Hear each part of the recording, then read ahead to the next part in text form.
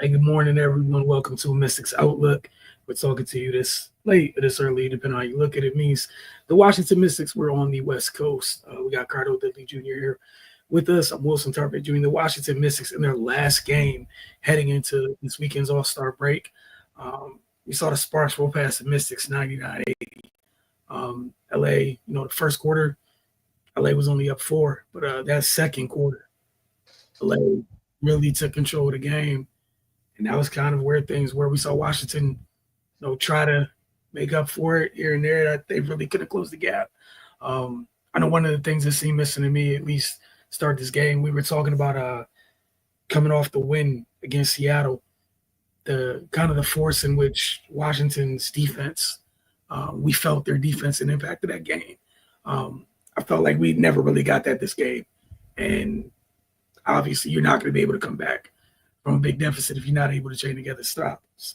But I want to get your thoughts on it, Cardell, as Washington again falls the Sparks 99-80, and that means that Washington is no longer one game over 500.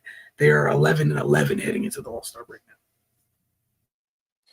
Yeah, they pretty much lost the game in the second quarter.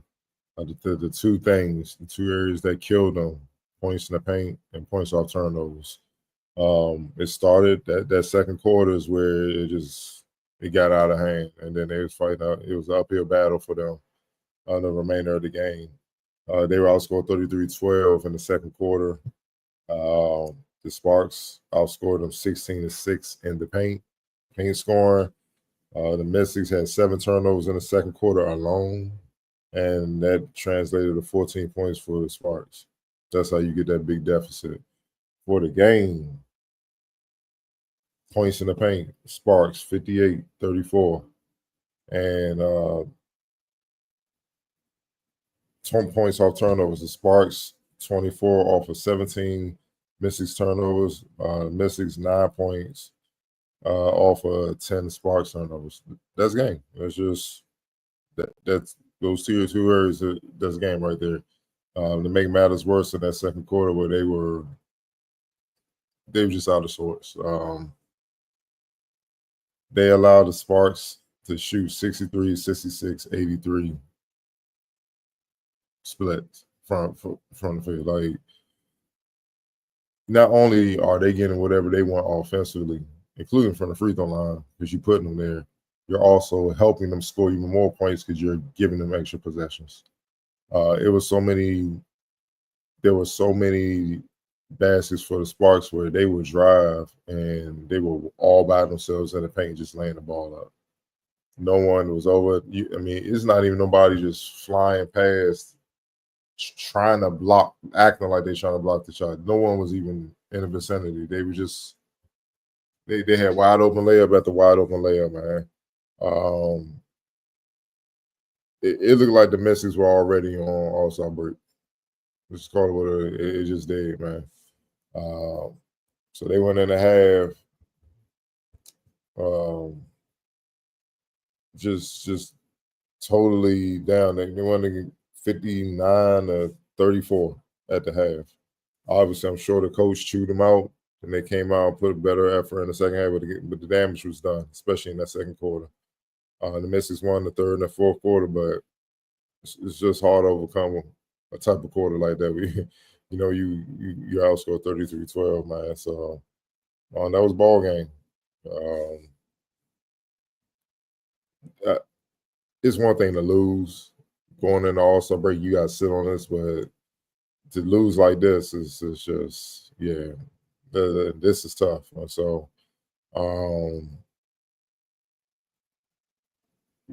hopefully they can recover. To get some rest, do whatever you need to do to recuperate from the first half of the season.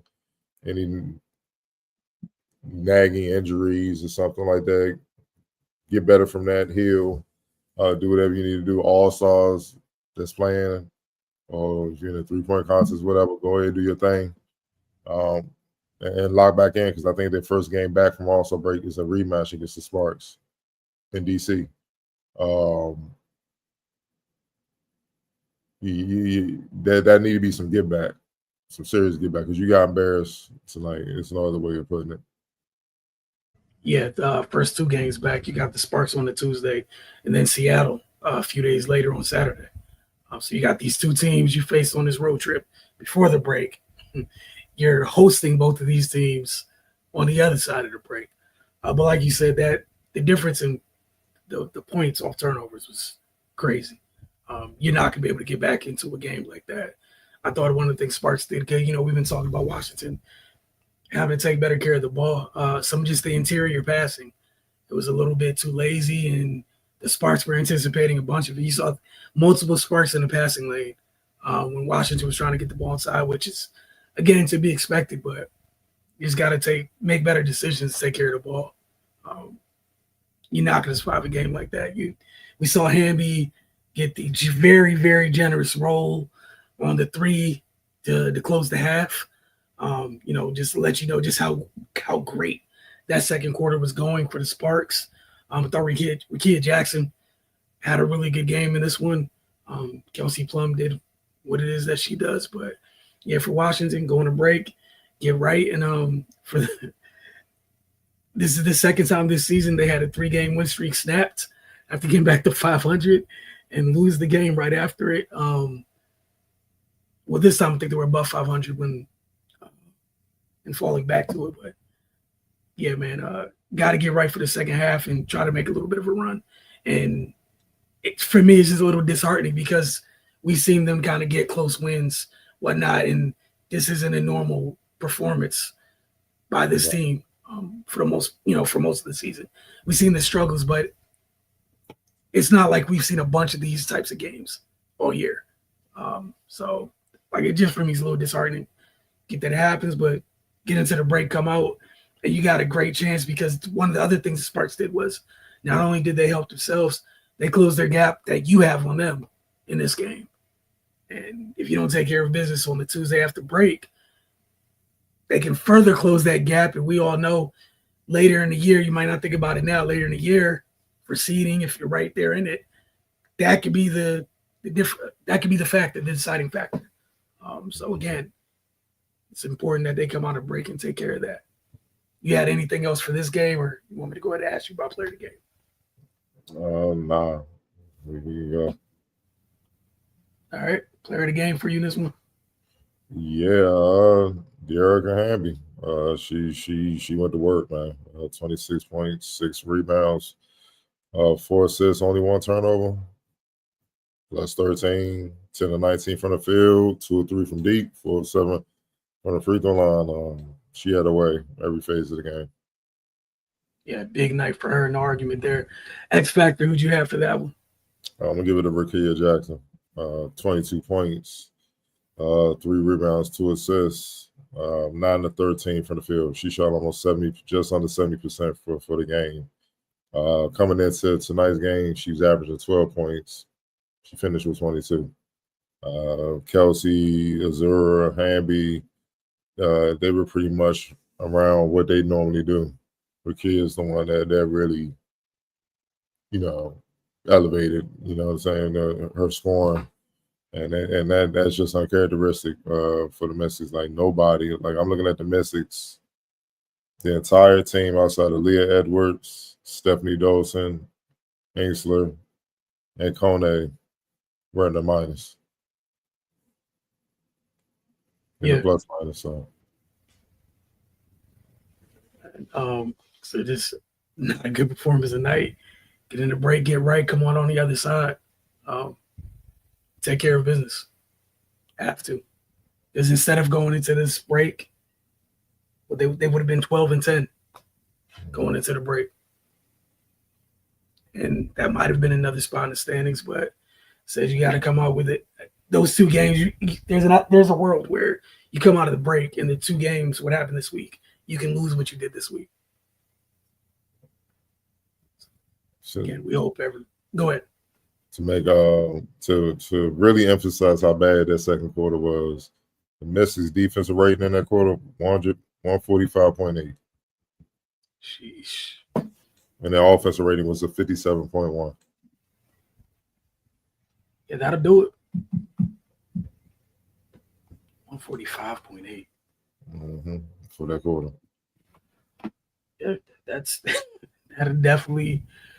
Sheesh, that's a crazy number. One of the comments we had tonight from Area 11 team got this in early. Guess they enjoyed the bell treatment since they already took off All Star break. Yeah, pretty much, man.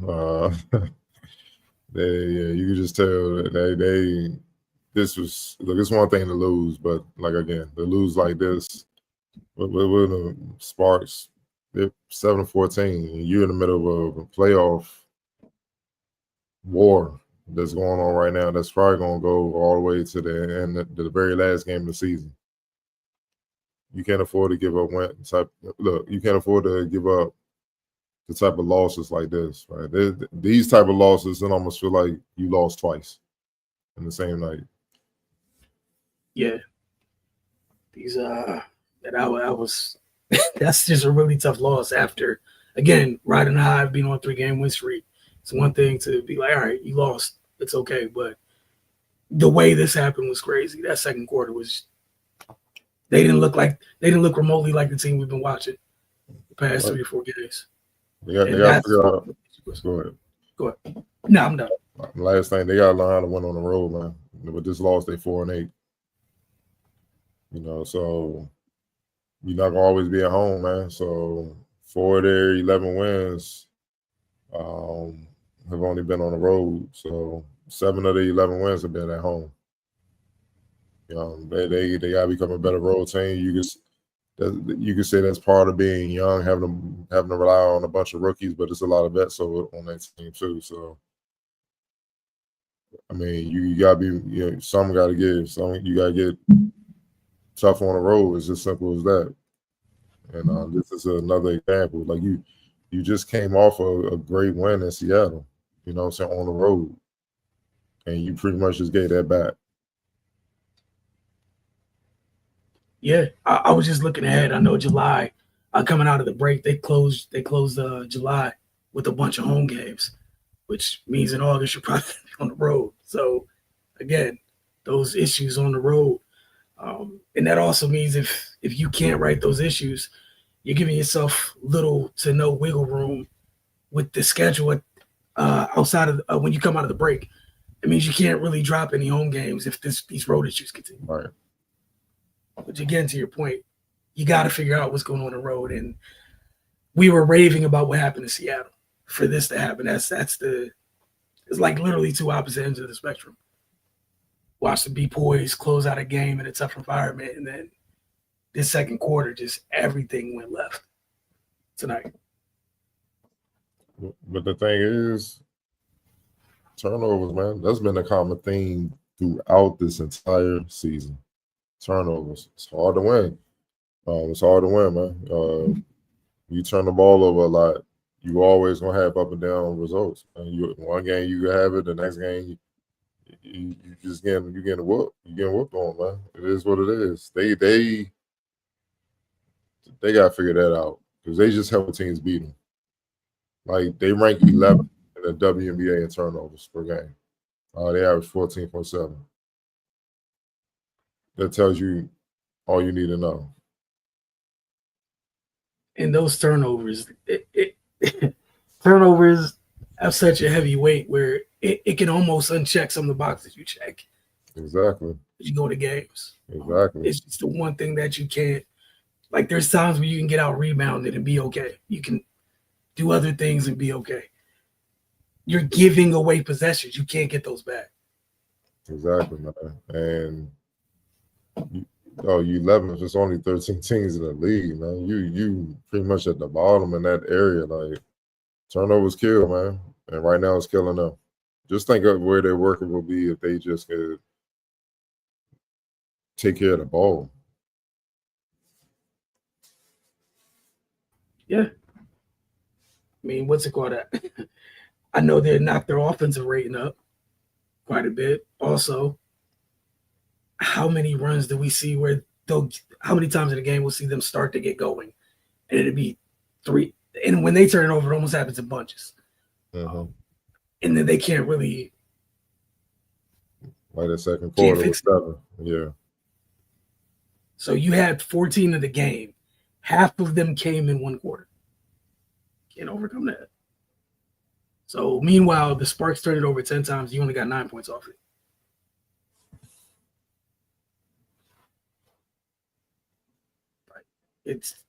It's hard to live like that, let alone win like that. And again, for everything that's happened there at 500, that's just something they have to fix. Like you said, we've been talking about it all year. If they want to make a little push for the playoffs, got to take better care of the ball. And that's everybody's, not just the guard thing, just as a whole, they have an issue turning the ball over. Right. And they take care of it. They've been successful. Go ahead. And this is the first time with Citron, I feel like one of the rare times, I ain't gonna say the first time, one of the rare times where somebody took it to her. And that was Rakia Jackson. You could tell Rakia, in her way, was trying to let her know what it is. Just think about it. You're an all-star now, so you're going to get the all-star treatment, especially from ladies like who haven't been all-stars, who feel like they were deserving, or maybe they're playing a role where they can't get to show everything because they're trying to plug into the team, but they feel like they're just as good, if not better. So they're gonna make statements against you, and I feel like that was the energy tonight against with her and Rakia, and it wasn't that like Sonya had 6 rebounds and 6 assists. She had 5 turnovers, so that eliminates your 6 assists basically. Then you had 8 points, you 3 or 9. But even when she made shoot bad, her defense would hold up. But that wasn't the case. Rakia almost shot 70%. Not like all that was on her, but it's still a matchup. You took a lot of that. You know what I'm saying? Or enough of it. So, she clearly won that matchup convincingly. And it felt like that might have been the first time this year where it was that convincingly. It was by that much of a margin. So, it was a tough one tonight. We'll see what things look like coming out the break. And again, for all the reasons you named, we've talked about during the first half of the season, they know what areas they have to fix if they want to reach the postseason. But again, at the break, they're going into the break 11 and 11. I know Ray talked about earlier on the show what people thought before the season, finishing at the bottom, whatnot. Regardless of all that, they're at 11-11 right now. It's on them to not go, not backslide to get to this point. There's no reason to backslide, but we'll see how they end, how things end up in the second half of the season. We'll appreciate you guys through this first half of the season, and we look forward to many more recaps in the second half. Y'all have a great evening.